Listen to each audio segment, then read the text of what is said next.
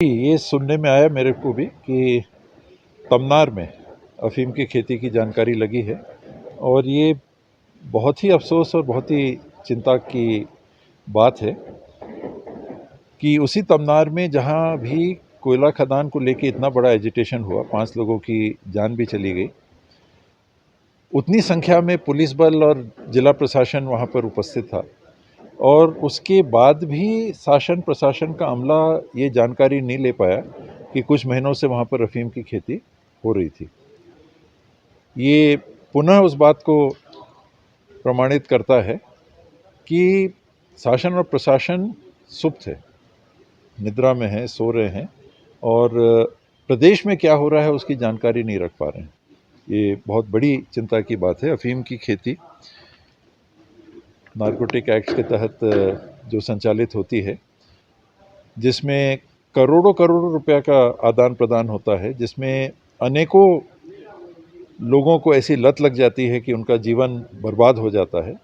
उस संवेदनशील मुद्दे पे, गैर कानूनी मुद्दे पे सरकार को जानकारी ही नहीं है, तो बाकी चीज़ का क्या होगा?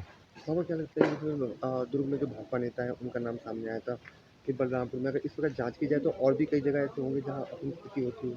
ये जांच का विषय है और बहुत गंभीर बात है। मैंने पहले भी इसलिए इस चीज़ को कहा था कि क्या सरकार ने अभी भी समस्त पटवारियों तक ये आदेश पहुंचा दिए हैं कि अपने पटवारी हलके में आप गहन गिरदवाली करके तत्काल ये जानकारी दें कि वहाँ पर अफ़ीम की खेती है कि नहीं।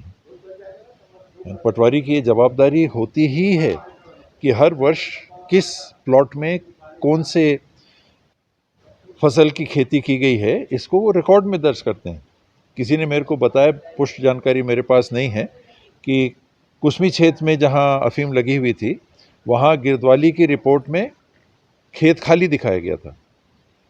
खाली यानी पटवारी गए वहाँ और उन्होंने देखा कि वो खाली है, फिर अफ़ीम की खेती वहाँ कैसे थी? यानी कहीं ना कहीं गंभीर रूप से लापरवाही और मिलीभगत की बात स्पष्ट रूप से दिख रही है। कौन इसमें है, क्या है, मेरा ये तरीका नहीं है, मेरी आदत नहीं है, मेरी सोच नहीं है कि बिना ठोस आधार पे किसी दल या किसी व्यक्ति पे आरोप लगाया जाए। लेकिन शासन और प्रशासन सुप्त है, सो रहा है, निद्रा में है, ये स्पष्ट दिखता है।